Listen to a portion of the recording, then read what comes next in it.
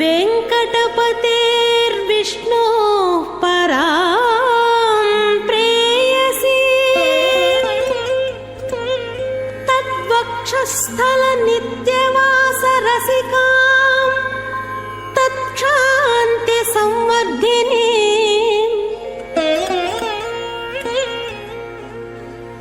ಪದ್ಮಾಲಂಕೃತ ಪಾಣಿ ಪಲ್ಲವಯುಗಾಂ ಪದ್ಮಾಸನಸ್ಥಾಂ ಶ್ರಿಯಂ ವಾತ್ಸಲ್ಯಾದಿ ಗುಣೋಜ್ವಲಾಂ ಭಗವತಿ ವಂದೇ ಜಗನ್ಮಾತರಂ.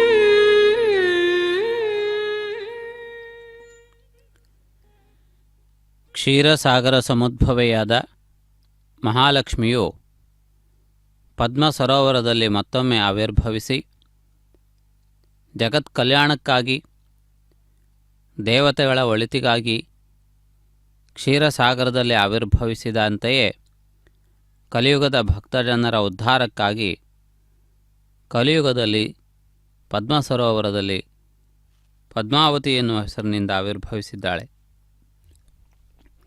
ಜಗತ್ ಕಲ್ಯಾಣವೇ ಪ್ರಧಾನವಾದಂತಹ ಉದ್ದೇಶವಾಗಿ ಜಗನ್ಮಾತೆ ಎರಡೂ ಸಂದರ್ಭಗಳಲ್ಲಿ ಆವಿರ್ಭವಿಸಿದ್ದಾಳೆ. ಕ್ಷೀರಸಾಗರದ ಮಥನದ ಸಂದರ್ಭದಲ್ಲಿ ದೇವತೆಗಳು ರಾಕ್ಷಸರು ಕ್ಷೀರ ಸಮುದ್ರವನ್ನು ಕಡದ ಸಂದರ್ಭದಲ್ಲಿ ಕಡಲಿನಿಂದ ಈ ಜಗನ್ಮಾತೆ ಆವಿರ್ಭವಿಸಿದ್ದನ್ನು ನಾವು ನೋಡಬಹುದು. ಆದರೆ ಈ ಪದ್ಮಾವತಿಯ ಆವಿರ್ಭಾವದಲ್ಲಿ ಇನ್ನೊಂದು ವಿಶೇಷವಿದೆ.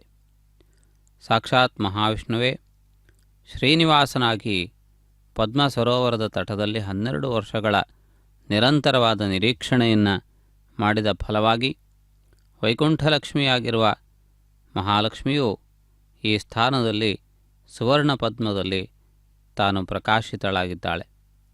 ದೇದೀಪ್ಯಮಾನವಾದ ಕಾಂತಿಯಿಂದ ಆವಿರ್ಭವಿಸಿದ ಜಗನ್ಮಾತೆಯನ್ನು ಶ್ರೀನಿವಾಸನು ಈ ಪದ್ಮ ಸರೋವರದ ತಟದಲ್ಲಿ ಪ್ರತಿಷ್ಠಾಪಿಸಿದ್ದಾನೆ. ಸಮಸ್ತ ಭಕ್ತರಿಗೂ ಸರ್ವ ವಿಧವಾದ ಮಂಗಳಗಳು ಉಂಟಾಗಲಿ ಎನ್ನುವುದೇ ಅದರ ಹಿನ್ನೆಲೆಯಾಗಿದೆ. ಆ ರೀತಿಯಾಗಿ ಸರ್ವ ವಿಧವಾದ ಶುಭವನ್ನು ಒದಗಿಸಿಕೊಡುವ ಮಂಗಳಮಯನಾದ ಶ್ರೀನಿವಾಸನ ಸಾನ್ನಿಧ್ಯದಲ್ಲಿ ಕಂಗೊಳಿಸುತ್ತಿರುವ ಪದ್ಮಾವತಿ ಅಮ್ಮನವರ ಕಲ್ಯಾಣೋತ್ಸವ ಕಾರ್ಯಕ್ರಮವನ್ನು ವಿಧಿವತ್ತಾಗಿ ಪಾಂಚರಾತ್ರ ಆಗಮ ಪದ್ಧತಿಯಂತೆ ಪ್ರಾರಂಭಿಸಿದ್ದಾರೆ. ವಿಶ್ವಕ್ಸೇನಾರಾಧನೆ, ಕಲಶಾರಾಧನೆ, ರಕ್ಷಾಬಂಧನ ಪೂಜೆ, ಸಂಪ್ರೋಕ್ಷಣೆ ಮೊದಲಾದ ಪ್ರಕ್ರಿಯೆಗಳೊಂದಿಗೆ ಕಲ್ಯಾಣೋತ್ಸವ ಕಾರ್ಯಕ್ರಮ ಇದೀಗ ಪ್ರಾರಂಭವಾಗುತ್ತಿದೆ.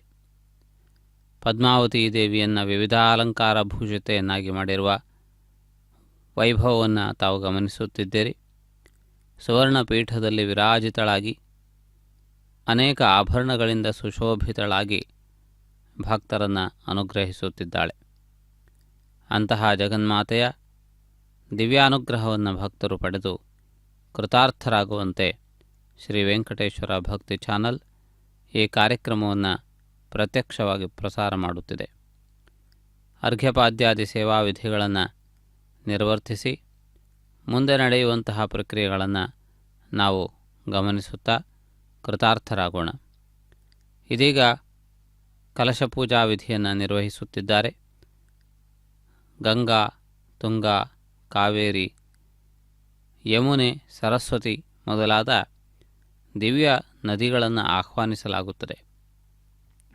ಗಂಗೆ ಚ ಯಮುನೆ ಚೈವ ಗೋದಾವರಿ ಸರಸ್ವತಿ ನರ್ಮದೆ ಸಿಂಧು ಕಾವೇರಿ ಇವುಗಳಿಗೆ ವಿಶೇಷವಾದಂತಹ ಮಹತ್ವವಿದೆ. ಇವುಗಳು ಸಾಕ್ಷಾತ್ ಗಂಗೆಯ ವಿವಿಧ ರೂಪಗಳೆಂದು ಪರಿಗಣಿಸಲ್ಪಟ್ಟಿವೆ. ಸಪ್ತಗಂಗಾ ಪ್ರಕೀರ್ತಿತಾ ಎಂದು ಹೇಳುವಂತೆ ಹರಿಯುವಂತಹ ಪವಿತ್ರವಾದ ಈ ಮಹಾನದಿಗಳೆಲ್ಲವೂ ಗಂಗೆಯ ಪ್ರತಿರೂಪವಾಗಿಯೇ ಹರಿಯುತ್ತಿವೆ. ಆದ್ದರಿಂದ ಅವುಗಳೆಲ್ಲವೂ ಪಾವನವಾದವುಗಳು. ಇದೀಗ ಕಲಶಾರಾಧನಾ ಪ್ರಕ್ರಿಯೆ ಪ್ರಾರಂಭವಾಗಿದೆ.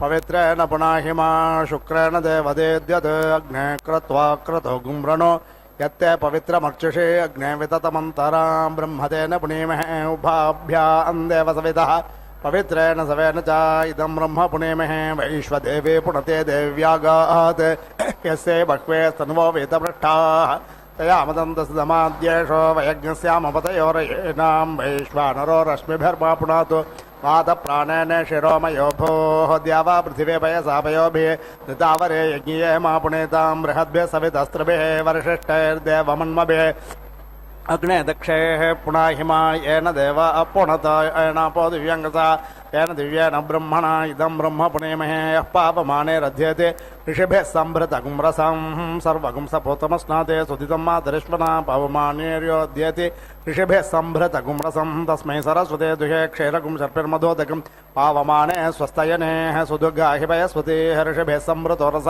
ब्राह्मणे सुमृतगुं हितं पावमाने दिशन्तु नः इमं लोकमथो अमुं कामान् समर्दयन्तु नः देवैर्देवैः समाभृताः पावमाने स्वस्तयनेः सुदुर्गाहि घृतश्चतः ऋषिभिः सम्भृतो रसः ब्राह्मणे सुमृतगुं इदं येन देवा पवित्रेण आत्मानं पुनदेशता तेन सहस्रधारेण पौमान्यः पुनन्तु मा प्राजापत्यं पवित्रं शतोद्यामगुं हिरण्मयं तेन ब्रह्मवितो वयं भूतं ब्रह्म पुनेमहेन्द्र सुनीति श्रमा पुनातो सोमस्वत्यावरुणः समीच्य यमो राजा प्रपन्नाभिपुनातु मा जातवेदा मूर्जयन्त्या पुनातो भूर्भुवः सुवः तच्छंयोरावृणेमः गातुं यज्ञाय गातुं यज्ञपतये देवेः स्वस्तिरस्तु नः स्वस्तिर्मानुषेभ्यः ऊर्ध्वं जिगातु भेषजं षण्णो अस्तद्विपदे षञ्चतुष्पदे ॐ शान्ति शान्ति शान्तिः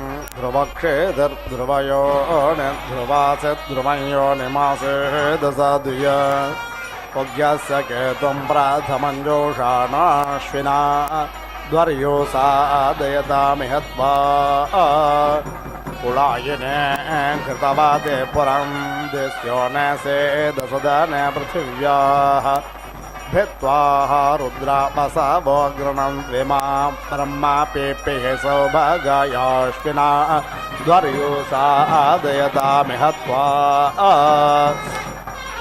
स्वैर्दक्षैर्दक्षापितेहसे देवानाज्ञसुम्ना बृहतेरणाय पितवेदिषो नवासुषेवा अश्वावेशा तन्वा संवेशस्वाश्विना द्वर्यो सादयतामिह त्वा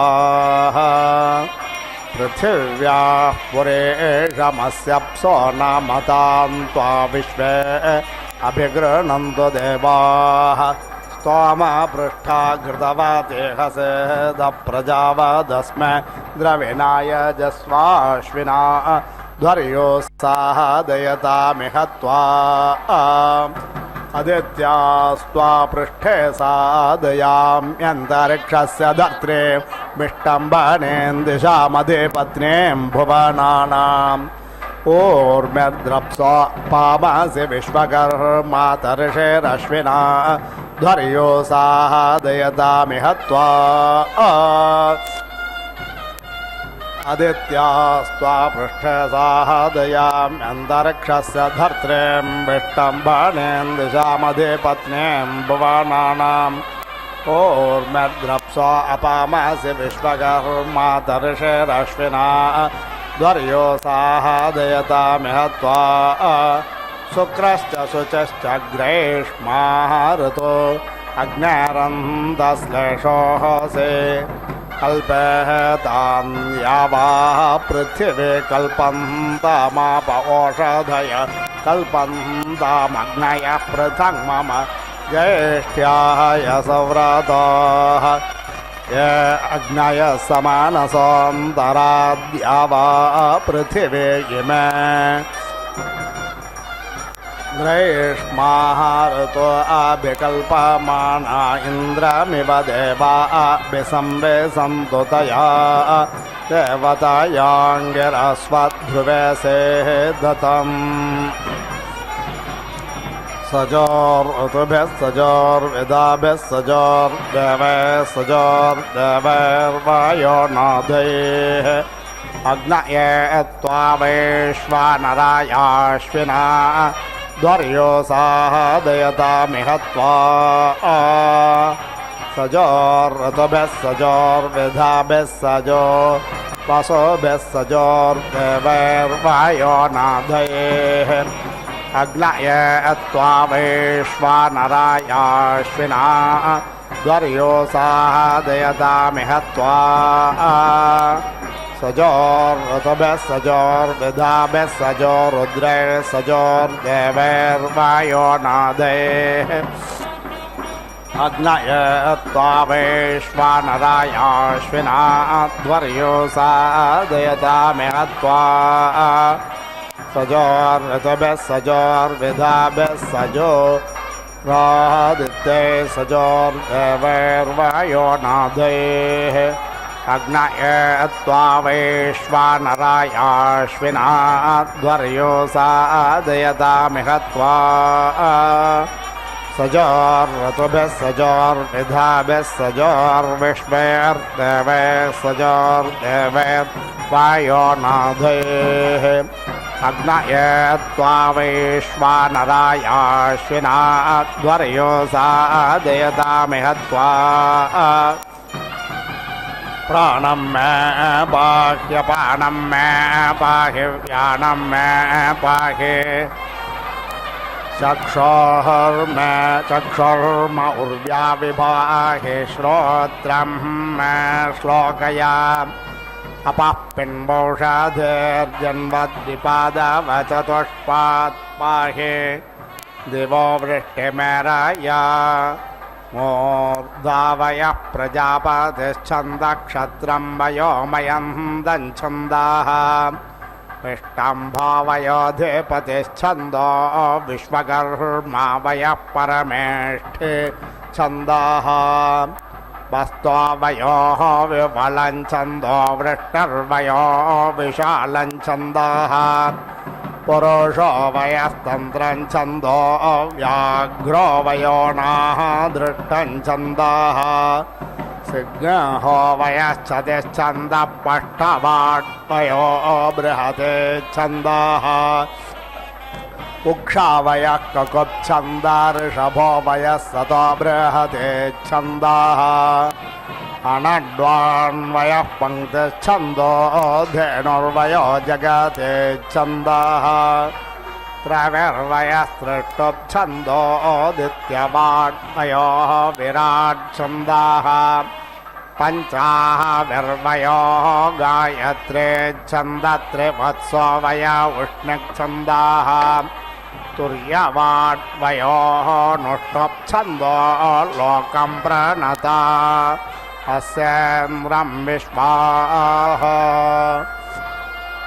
इन्द्राग्ने अव्याधमानामिष्टागान्द्रज्ञहतयुवं कृष्णेन द्यावाः पृथिवी अन्तरिक्षं च विबाधसे विश्वकर्मा त्वा साधयत्वन्तरिक्षस्य पृष्ठे व्यचस्वतीं प्रथस्वतीम् अन्तरिक्षं गच्छान्तरिक्षं वृग्नः अन्तरिक्षं माहिज्ञसे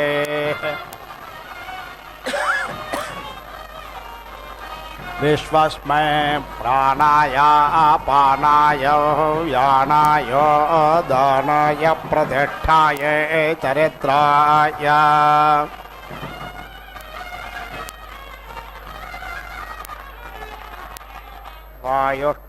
वायुष्वाभिपादमह्या स्वस्त्याच्छर्दिषा सन्तमेनतया देवतायाङ्गिरस्वध्रुवासेदा राज्ञस्य प्राचे दिग्विरालस्य दक्षिणादिक्सम्रालस्य प्रतेचे दिक्स्वरालस्य देचे दिगधिपत्न्यस्य बृहते दिगे विश्वकर्मा त्वा साधयत्वन्तरिक्षस्य पृष्ठे ज्योतिष्मते विश्वस्मै प्राणाय पानाय यानाय विश्वं ज्योतिर्यच्छ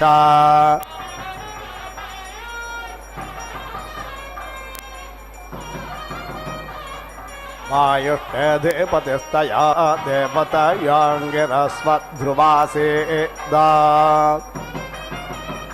नभश्च नभस्यश्च वार्षिकाऋतो अग्निरन्धश्लेषोऽसि कल्पेतां यावा पृथिवी कल्पन्तामाप ओषधयः कल्पन्तामग्नयः पृथङ् मम ज्येष्ठ्याय सौरताः ये अग्नयः समानसोऽन्तराद्या वा पृथिवी इमे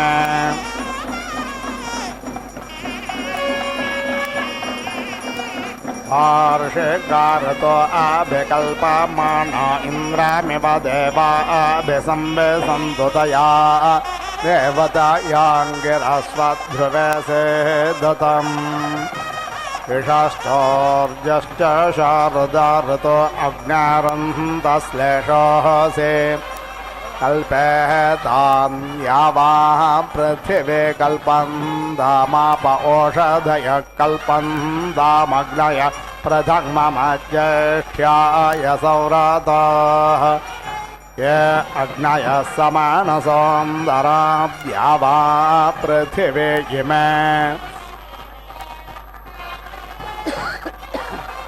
शारदाऋतो अभिकल्पमाण इन्द्रामिव देवा अभिसंवेशन्तु तया देवतायांगिरस्वध्रुवे सेदतम्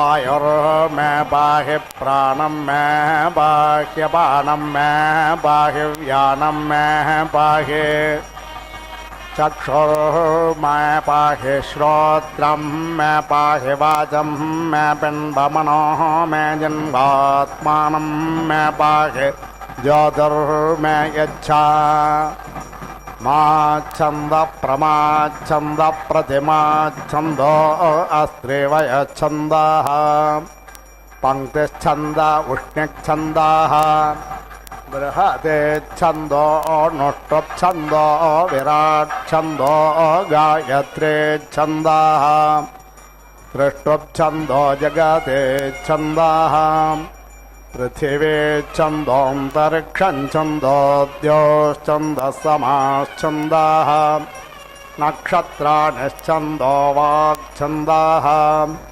मनश्छन्दः कृषिश्छन्दो हिरण्यं छन्दो गौश्छन्दः अजाश्छन्दोऽश्वश्छन्दः अग्निर्देवता वातो देवता सूर्यो देवता चन्द्रमा देवता वसवो देवता रुद्रा देवता आदित्या देवता मरुतो देवता विश्वे देवा देवता बृहस्पतिर्देवता इन्द्रो देवता वरुणो देवता मूर्धासिराड्ध्रुवासि धरुणा धत्र्यासि धरणे आयुषे त्वा वर्चसे त्वा कृष्ये त्वा क्षेमाय त्वा यन्त्रिराड्यन्त्रियासि यमाने ध्रुवासि धरित्रे शर्तोर्ये त्वा रय्ये त्वा पोषाय त्वा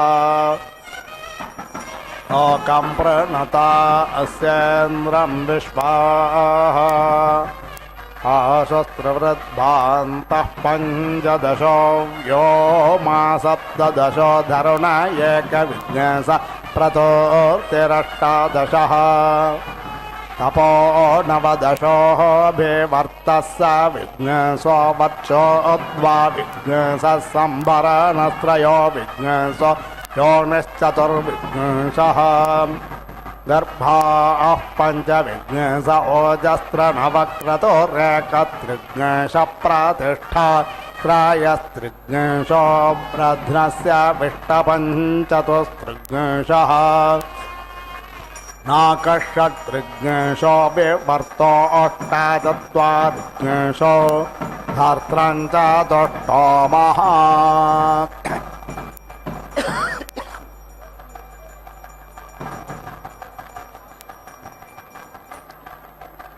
अग्निर्भागोऽसि दीक्षाया आधिपत्यं ब्रह्मस्पृतं त्रिस्तोमः इन्द्रस्य भागोऽसि विष्णोराधिपत्यं क्षत्रज्ञस्पृतं पञ्चदशस्तोमः प्रचक्षसां भागोऽसि धातुराधिपत्यं जनित्रज्ञस्पृतज्ञ सप्तदशस्तोमः मित्रस्य भागोऽसि वरुणस्याधिपत्यं दिवो वृष्टिर्वातस्पृत एकविज्ञासस्तोमः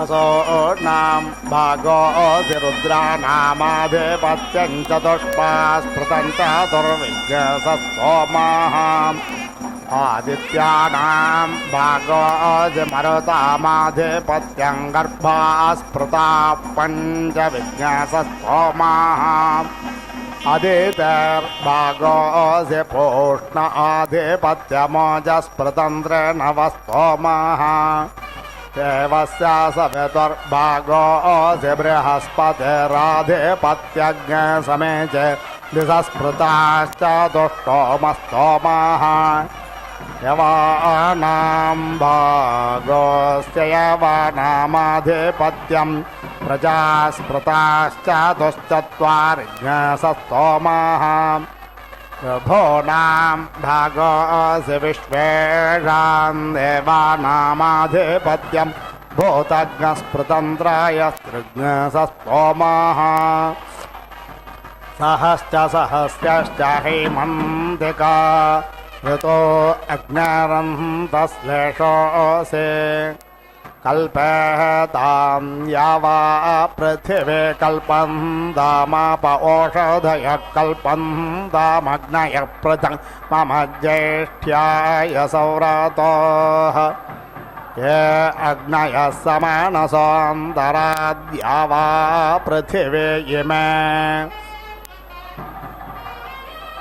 हैमन्तिका ऋतो अभिकल्पमाना इन्द्रमिव देवा अभिसंवेशन्तु तया देवतायाङ्गिरास्वाध्रुवे सेदतम्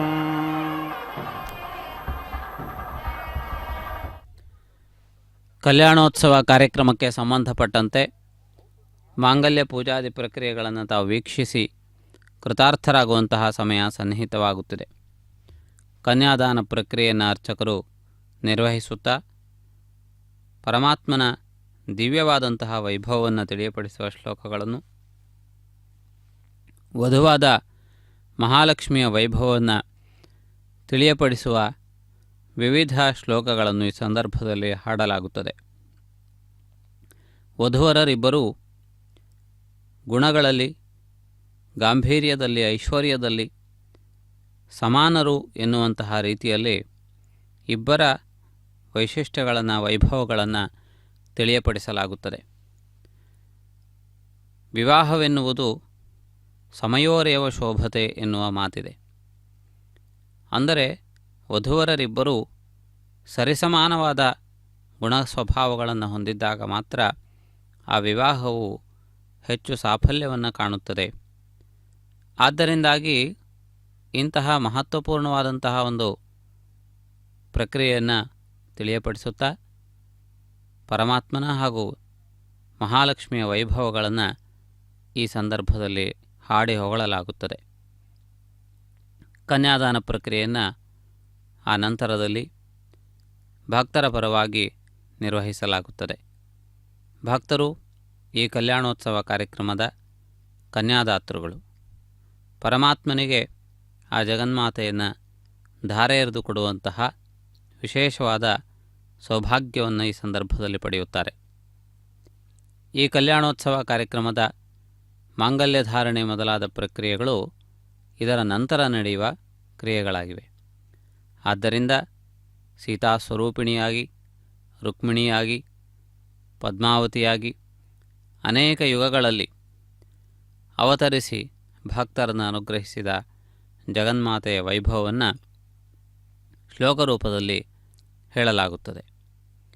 ತ್ರೇತಾಯುಗದಲ್ಲಿ ರಾವಣಾಸುರನ ಸಂಹಾರದಿಂದ ಲೋಕವನ್ನು ರಕ್ಷಿಸುವುದಕ್ಕಾಗಿ ಸೀತಾದೇವಿಯಾಗಿ ಭೂಮಿಯಲ್ಲಿ ಆವಿರ್ಭವಿಸಿ ಜನಕನ ಮನೆಯಲ್ಲಿ ಬೆಳೆದು ಜಗನ್ನಾಯಕನಾದ ಶ್ರೀರಾಮನನ್ನು ವರಿಸಿ ಸೀತಾದೇವಿ ಲೋಕೋಪಕಾರವನ್ನು ಮಾಡಿದ್ದಾಳೆ.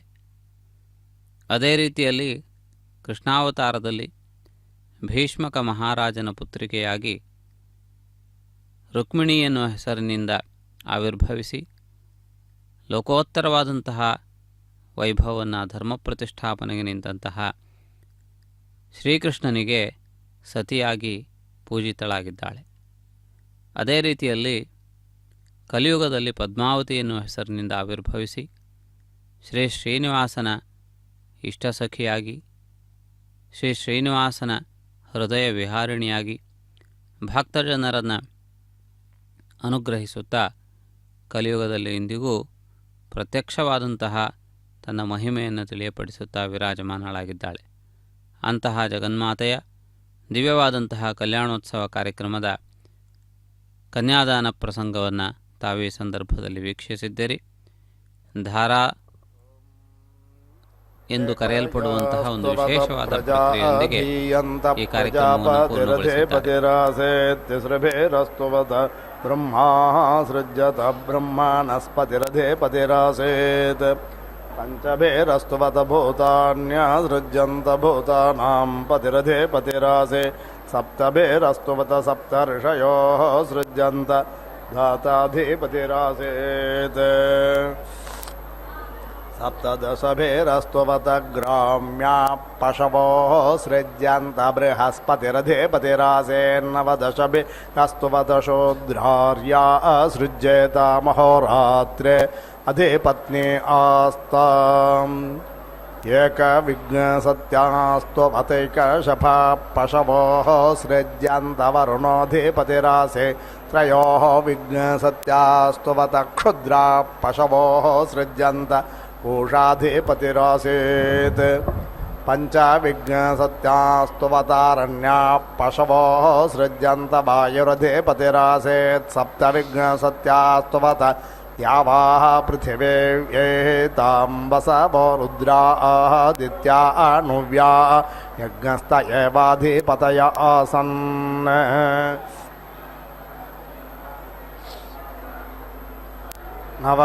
ನವವಿಘ್ನಸತ್ಯಾಸ್ತುವತ ವನಸ್ಪತಯೋ ಸೃಜ್ಯಂತ ಸೋಮೋಧಿಪತಿರಾಸೇದೇಕತ್ರಿಘ್ನಶತಾಸ್ತುವತ ಪ್ರಜಾ ಸೃಜ್ಯಂತ ವಾಶ್ಚಾಧಿಪತಯ ಆಸನ್ ತ್ರಯಸ್ತ್ರಿಘ್ನಶತಾಸ್ತುವತ ಭೂತಾನ್ಯ ಸಾಮ್ಯನ್ ಪ್ರಜಾಪತಿಃ ಪರಮೇಷ್ಠ್ಯಧಿಪತಿರಾಸೇತ್ ಲೋಕಂ ಪ್ರಣತ ಅಸ್ಯೇಂದ್ರಂ ವಿಶ್ವಾಹ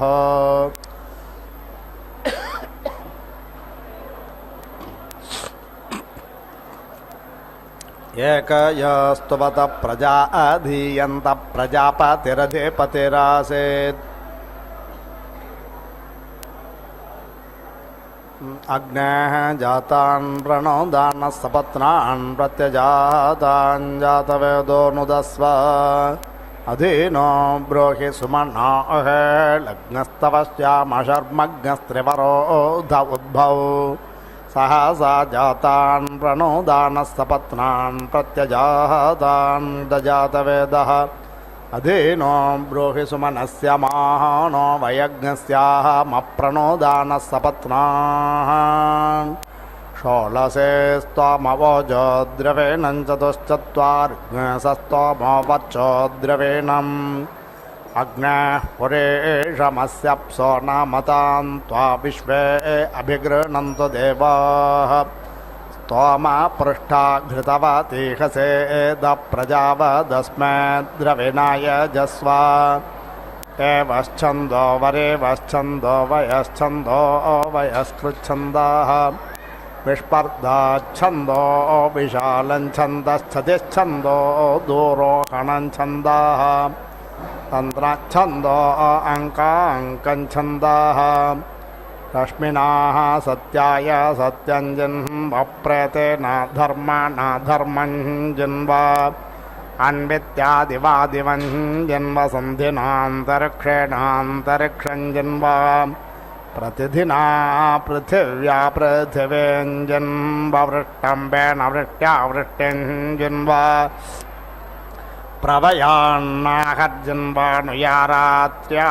प्रवयान्नाहर्जन्वानुयारात्र्यारात्र्यहञ्जन्वा वसुजावसोभ्योऽवसोहञ्जन्व प्रकेतेनादित्येभ्यादित्याञ्जन्वा तन्तो नाराय स्पोषेणराय स्पोषञ्जन्व सज्ञ सर्पेण श्रुताय श्रुतञ्जन्वा ऐलेनौषधिभिरोषधिर्जन्वोत्तमेन तनोभिस्तनोर्जन्वा पयोधसाधेतेनाधे तञ्जन्वा विजिता तेजसा तेजोः जन्वा प्रतिपदस्य प्रतिपदे त्वानुपदस्य नुपदे त्वा सम्पदसि सम्पदे त्वा तेजोऽसि तेजसे त्वा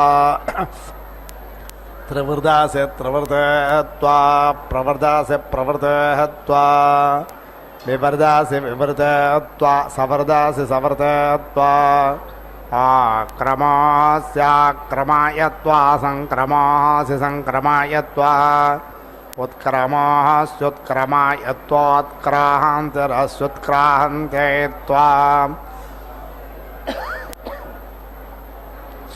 अधिपतिनोर्जोर्जन्ववेशश्रे क्षत्राय क्षत्रञ्जन्वा राज्ञासि प्राचे दिग्वसावस्ते देवा अधिपतयः अग्नर्हे तेनां प्रातिधर्ता त्रिवरत्वास्त्वामपृथिव्याज्ञश्रायत्वाज्यमुग्धमव्याधाये स्तभ्नातो रथन्तरज्ञसामप्रतिष्ठित्या अन्तरिक्षे ऋषायस्त्वा प्रथमजा देवेषु दिवो मात्रयवरिम्ना प्राधन्तो धर्ता चायमधिपतिश्च ते त्वा सर्वे संविधानानाकस्य पृष्ठे स्वर्गे लोके यजमानञ्च साधयन्तो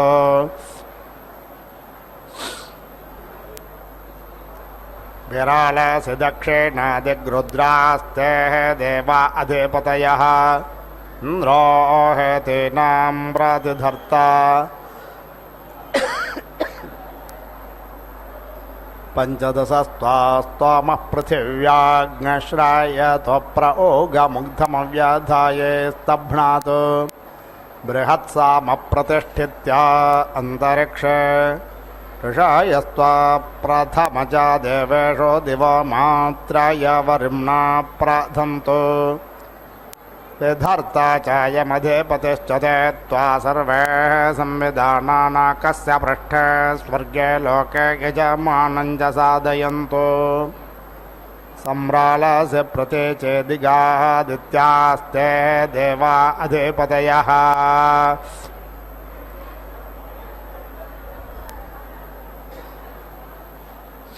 सम्रालस्य प्रतीचेदिगादित्यास्ते देवा अधिपतयः वरुणो हेतीनां प्रतिधर्ता सप्तदशस्त्वामपृथिव्याग्नश्रायतो मरुत्वतीयमुग्धमव्याधाये स्तभ्नातु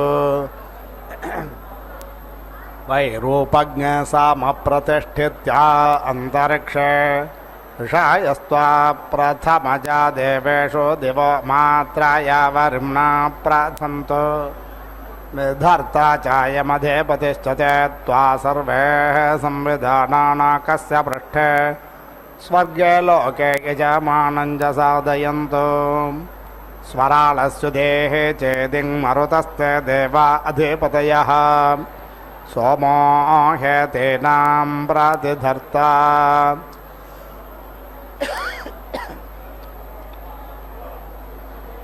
एकविघ्नसस्त्वामपृथिव्याग्नश्रायतो निष्कैवल्यमुग्धमव्याधाये स्तभ्नातु वैराजज्ञसामप्रतिष्ठित्या अन्तरिक्षे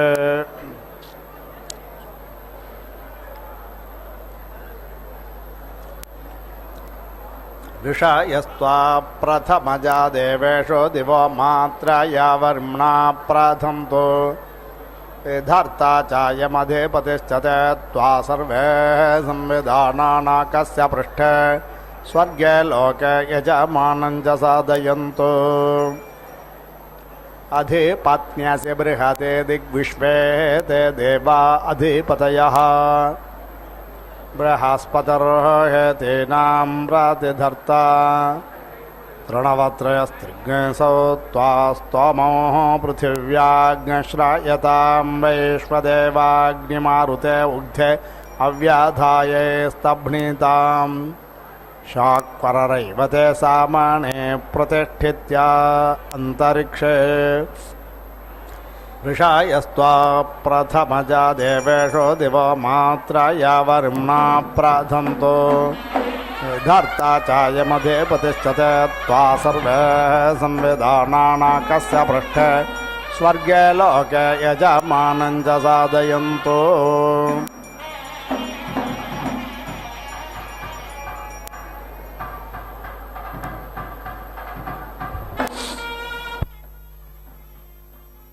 ಕಲ್ಯಾಣೋತ್ಸವ ಕಾರ್ಯಕ್ರಮಕ್ಕೆ ಸಂಬಂಧಪಟ್ಟ ಮಾಂಗಲ್ಯ ಪೂಜಾ ವಿಧಿಯನ್ನು ವೀಕ್ಷಿಸುತ್ತಿದ್ದೀರಿ.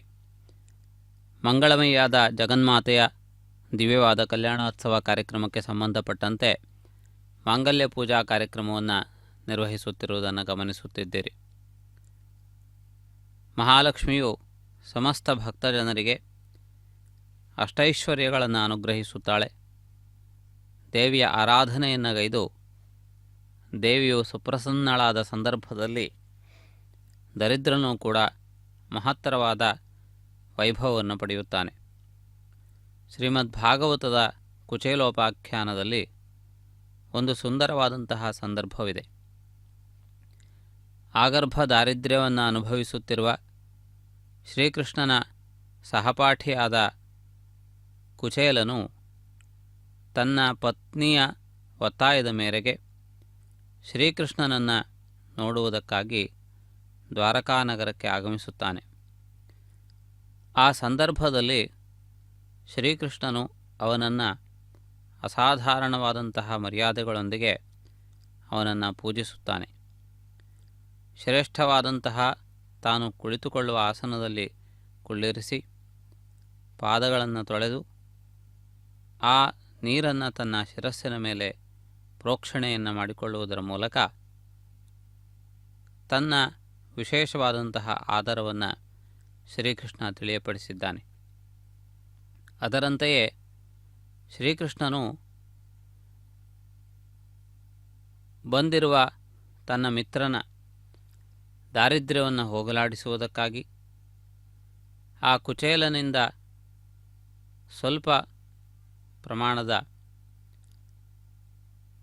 ಅವಲಕ್ಕಿಯನ್ನು ಪಡೆದು ಅವನನ್ನು ಅನುಗ್ರಹಿಸುತ್ತಾನೆ. ಎರಡನೆಯ ಹಿಡಿ ಅವಲಕ್ಕಿಯನ್ನು ತೆಗೆದುಕೊಂಡ ಸಂದರ್ಭದಲ್ಲಿ ಅವನನ್ನು ನಿವಾರಿಸುತ್ತಾ ಅವನನ್ನು ತಡೆಯುತ್ತಾ ರುಕ್ಮಿಣೀದೇವಿಯು ಹೇಳಿದಂತಹ ಮಾತು ವಿಶೇಷವಾದದ್ದು. ಒಂದು ಹಿಡಿ ಅವಲಕ್ಕಿಗೆ ಅಪಾರವಾದಂತಹ ಐಶ್ವರ್ಯವನ್ನು ಅನುಗ್ರಹಿಸಿದ್ದೀಯೆ. 2 ಹಿಡಿ ಅವಲಕ್ಕಿಯನ್ನು ಸ್ವೀಕರಿಸಿದ್ದೆ, ಆದರೆ ನಿತ್ಯವೂ ಅವನಿಗೆ ಸೇವೆ ಮಾಡಬೇಕಾದಂತಹ ಸ್ಥಿತಿ ನನಗೆ ಒದಗಿ ಬರಬಹುದು ಎನ್ನುವಂತಹ ಮಾತನ್ನು ಹೇಳುತ್ತಾಳೆ. ಅಂದರೆ ಪರಮಾತ್ಮನ ಅನುಗ್ರಹ ಎಷ್ಟು ವಿಶಾಲವಾದದ್ದು ಎನ್ನುವುದನ್ನು ನಾವು ಗಮನಿಸಬಹುದು. ಪರಮಾತ್ಮನು ತನ್ನ ಸಂಕಲ್ಪ ಮಾತ್ರದಿಂದ ಸಮಸ್ತ ಜನರ ಭಕ್ತರ ದುಃಖಗಳನ್ನು ಹೋಗಲಾಡಿಸಬಲ್ಲ. ಅಂತಹ ಮಹನೀಯ ಮೂರ್ತಿಯು ಇಲ್ಲಿ ಲಕ್ಷ್ಮೀ ಸಮೇತನಾಗಿ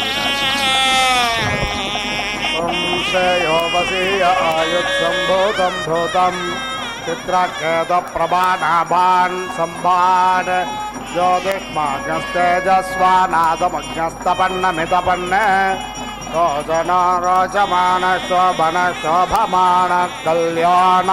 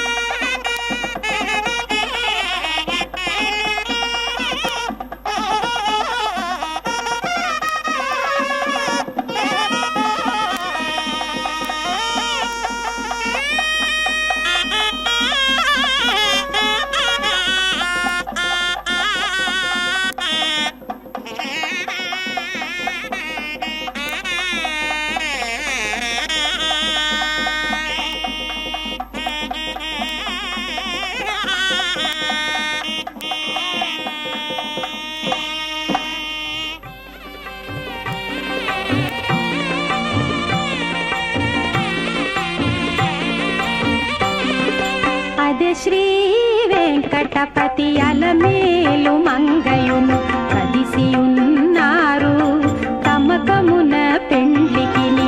అదే శ్రీ వెంకటపతి అలమేలు మంగయును కదిసి ఉన్నారు తమకమున పెండ్లికిని.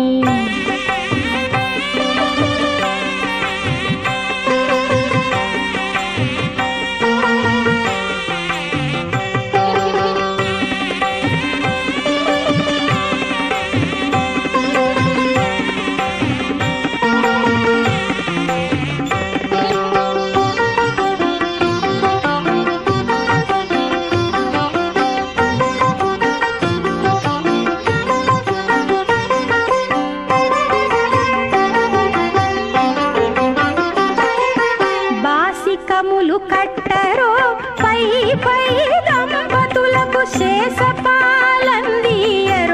చేతులకును.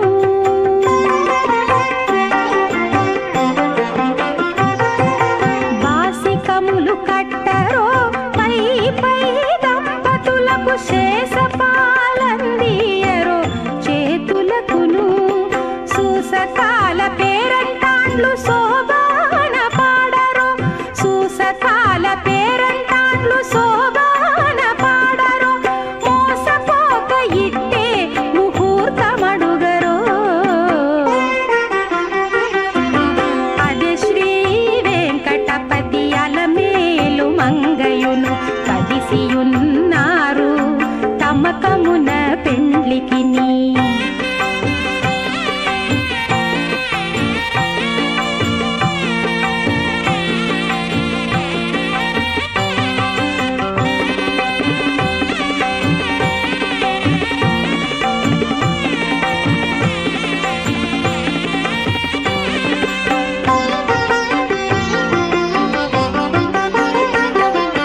గక్కనను మంగళాష్టకములు చదువరో తక్కక జేగట వేసి తప్పకుండాను.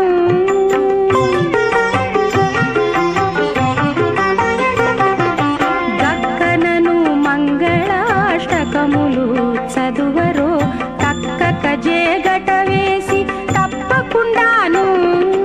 నిక్కి నిక్కి చూచేరదే నెరితెర తీయరో నిక్కి నిక్కి చూచేరదే నెరితెర తీయరో ఒక్కటైరి కొంగు ముళ్ళు ఒనరగవేయరో. అదే శ్రీ వెంకటపతి అలమేలు మంగయును కదిసి ఉన్నారు తమకమున పెండ్లికిని.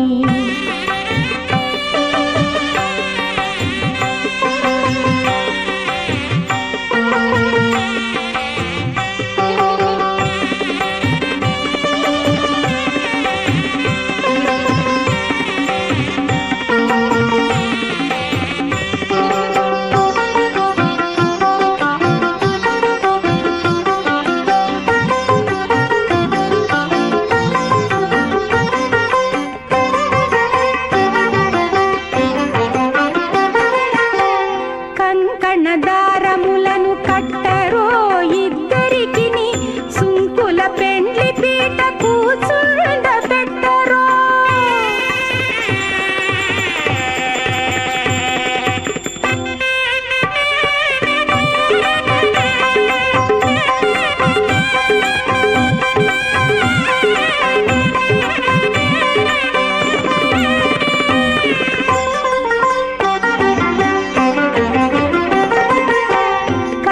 కంకణదారములను కట్టరో ఇద్దరికిని సుంకుల పెండ్లి పీట కూర్చుండ పెట్టరో.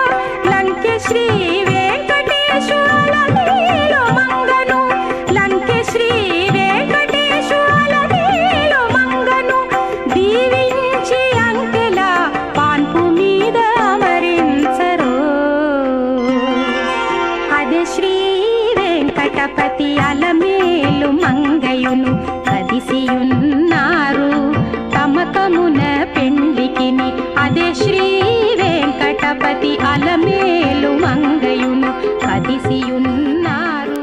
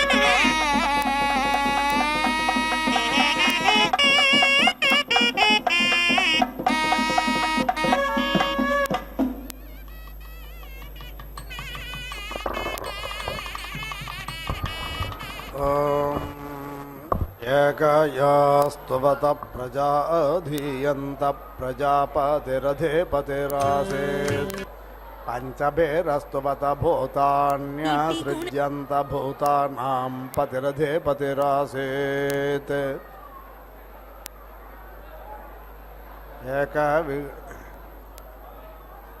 एकयास्तुवत प्रजाधीयन्त प्रजापतिरधिपतिरासीत् तिसृभिरस्तुवत ब्रह्मा सृज्यत ब्रह्मणस्पतिरधिपतिरासीत् पञ्चभिरस्तुवत भूतान्यसृज्यन्त भूतानां पतिरधिपतिरासीत् सप्तभिरस्तुवत सप्त ऋषयो सृज्यन्त धाताधिपतिरासीत्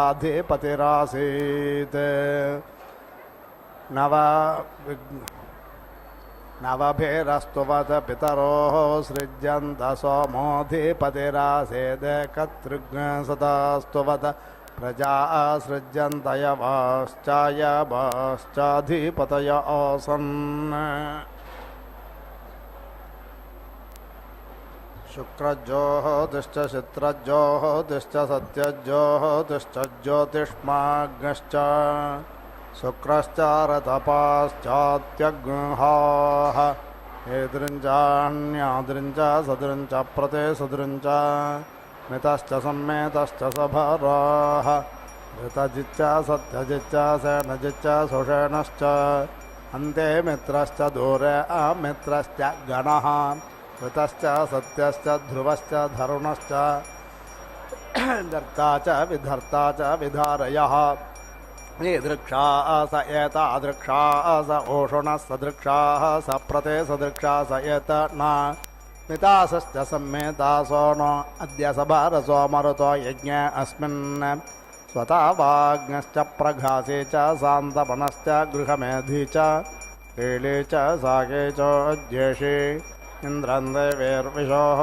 मरुतो नो वर्त्मानो भवन्यथेन्द्रं देवेर्विशोः मरुतो नो वर्त्मानो भवन् एवमिमै यजमानं देवेश्च विशोः मानुषेश्च नो वर्त्मानो भूयासुः